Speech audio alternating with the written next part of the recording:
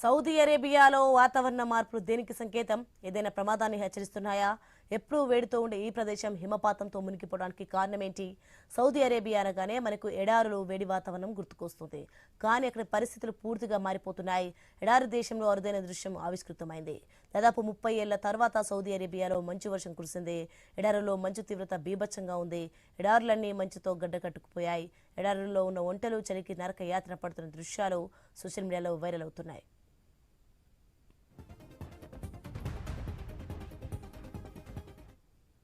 ఇక ఈ ప్రభావం కేవలం ఎడారుల్లోనే కాకుండా దేశంలోని చాలా ప్రాంతాలలో ఇలాంటి పరిస్థితులు నెలకొన్నాయి.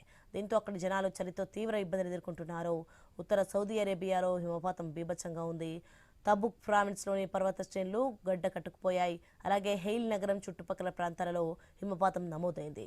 తెల్లవారుజామున కొన్ని ప్రదేశాలలో ఉష్ణోగ్రతలు దారుణంగా పడిపోయాయి.